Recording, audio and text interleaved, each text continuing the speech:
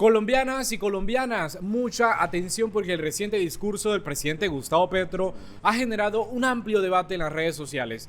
El mandatario afirmó que las periodistas del poder, las muñecas de la mafia, fueron responsables de construir la tesis del terrorismo durante las protestas sociales de años anteriores, lo que ha desatado una intensa controversia.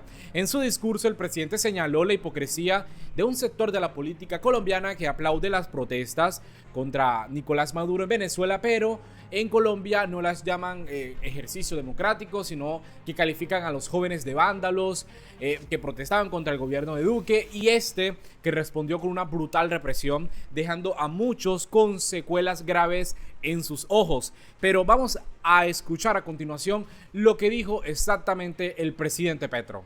Hipócritas, ven dictadores afuera, pero no ven su propia dictadura y su propia podredumbre adentro.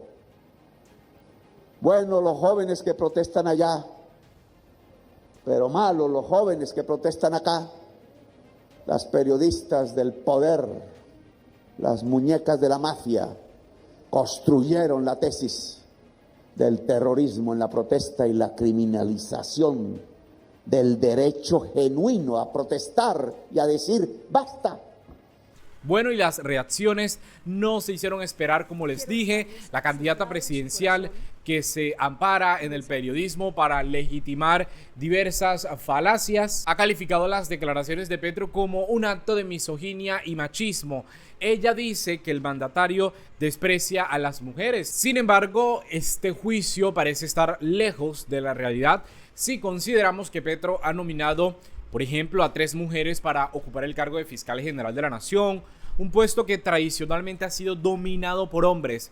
De esa terna, recordemos, salió elegida por la Corte Suprema Luz Adriana Camargo, a quien la periodista Vicky Dávila ya califica, ya deslegitima, llamándola la fiscal de bolsillo del presidente Petro. Probablemente, ¿por qué?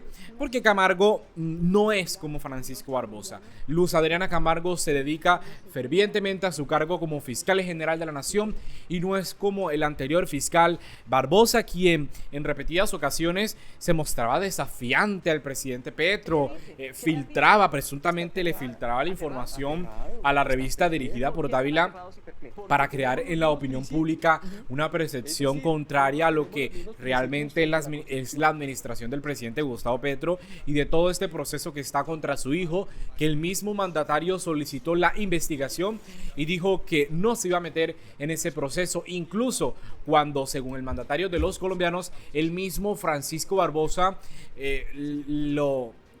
lo invitó a hablar de ese proceso en privado, pero Petro dijo que no. Pero vamos a ver en ese mismo evento donde se pronunciaron las palabras que generaron la controversia.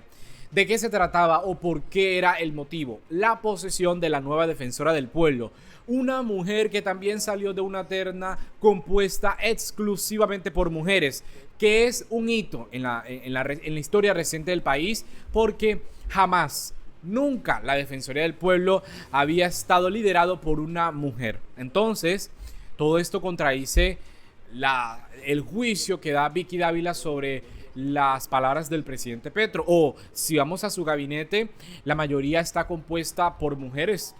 Petro no se le ha caído ningún nombramiento por faltar a la cuota de género que legalmente debe haber en el país para garantizar la inclusión y la participación de las mujeres en la toma de posesiones. No solamente Vicky Dávila, sino también una persona, una señora que actúa como periodista, que es una aliada de Federico Gutiérrez. Les estoy hablando de María Andrea Nieto, la periodista, la historiadora, la analista, la activista, no le llamemos periodista, de la revista Semana. Ella muy contenta, por ejemplo, en Medellín con la extrema derecha y las visitas al imputado expresidiario Álvaro Uribe Vélez.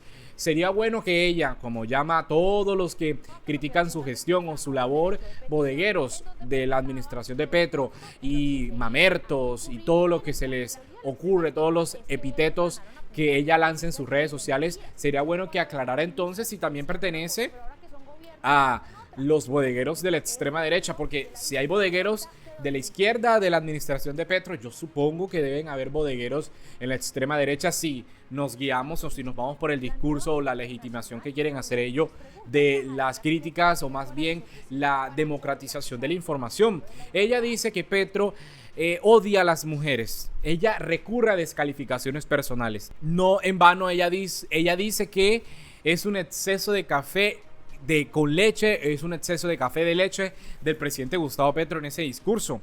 Ok, es un irrespeto. Cae ella en la práctica de insultar e irrespetar al presidente Petro.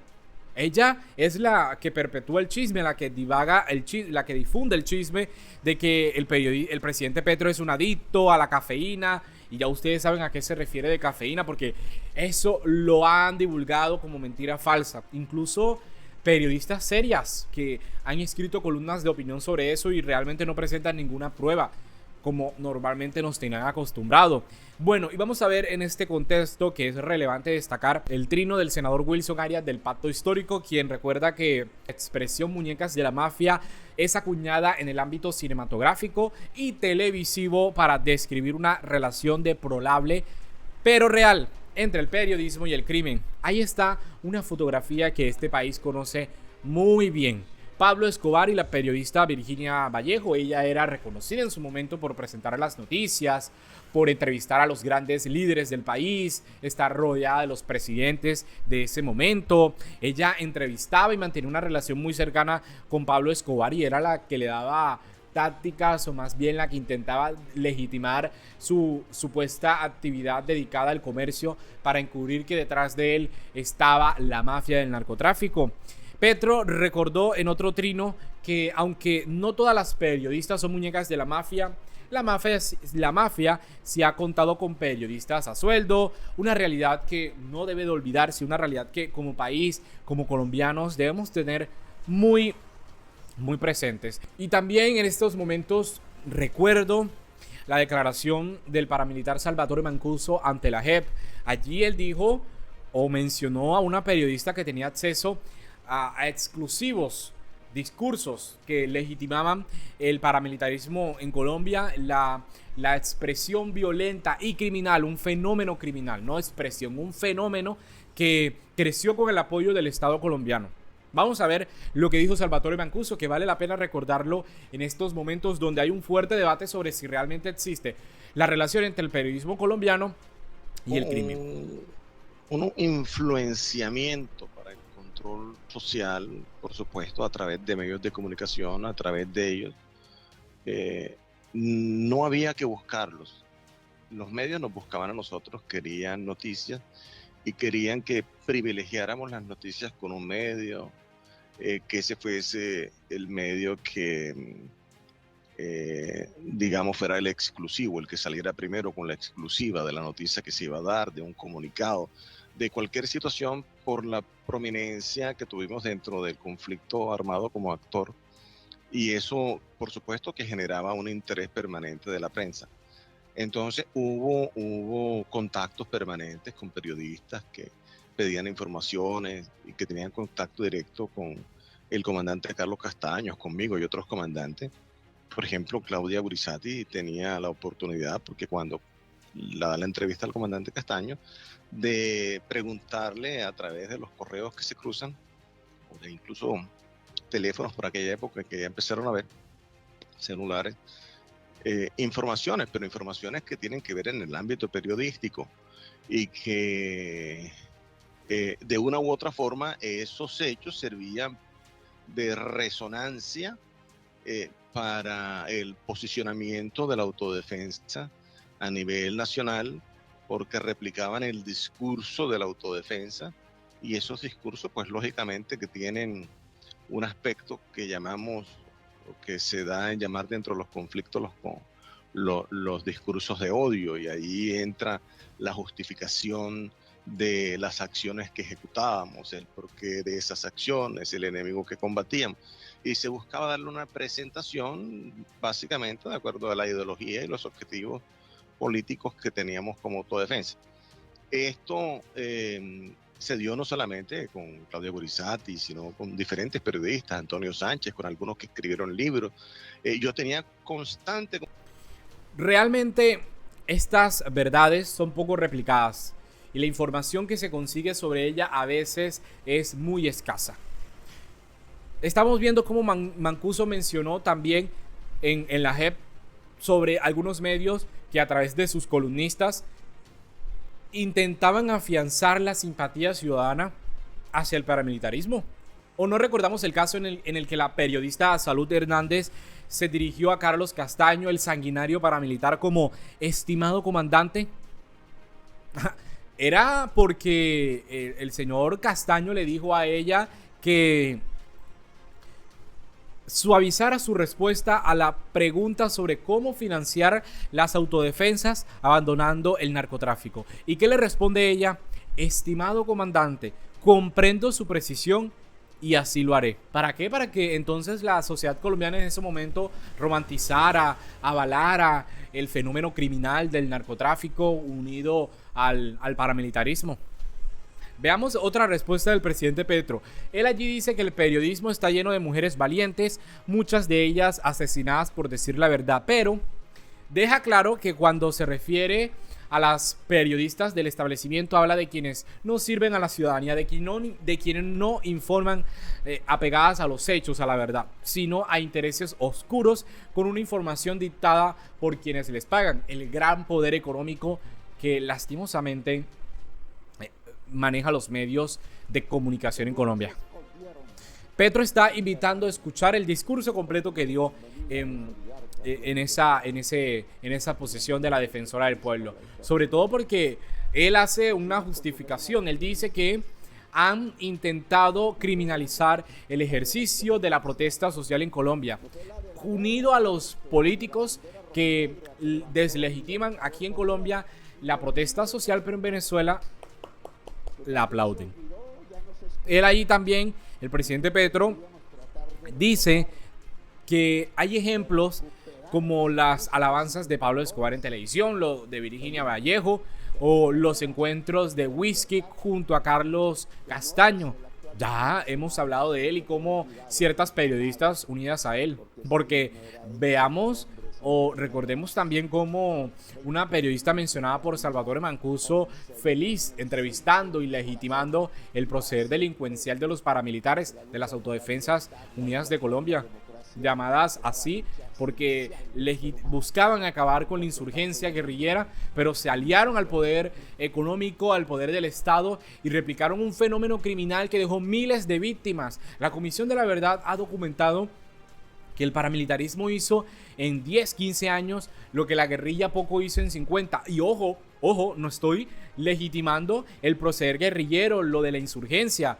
No me parece que en estos momentos sea proceder político ir a las armas para defender ideas. Hoy la palabra es la mejor herramienta o la mejor arma para hacer grandes cambios sociales, sino que ellos, eso eran la justificación que tenía, acabar con la insurgencia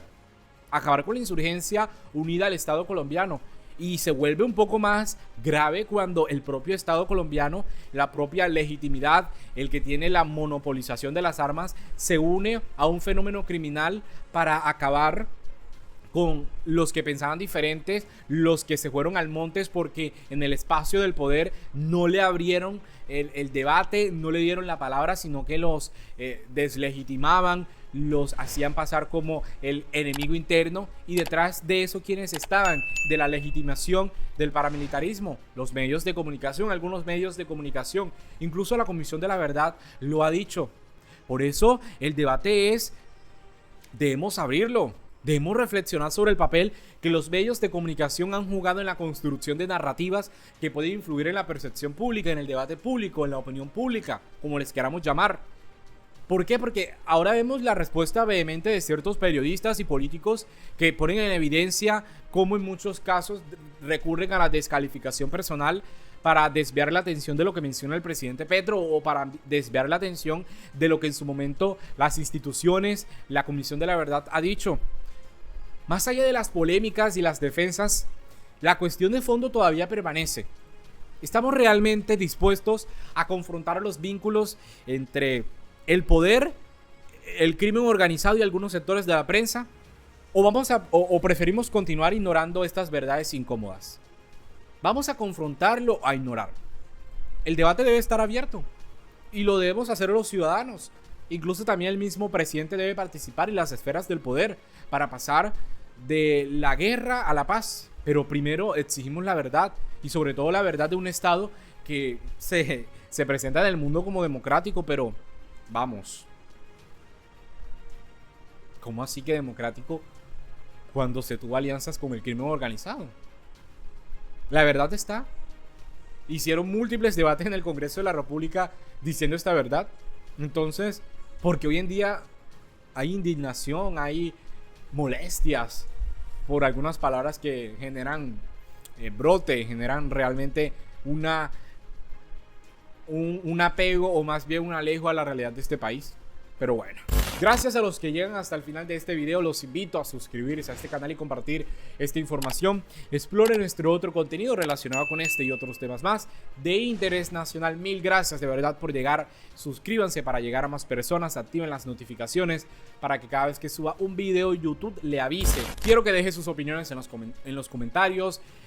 Escriba cómo ve el periodismo, si realmente considera que hay una unión o más bien si ha existido esa cercanía entre el crimen organizado y la prensa. Estamos para debatir, estamos para escucharnos. De verdad, mil gracias. Nos vemos en una próxima oportunidad.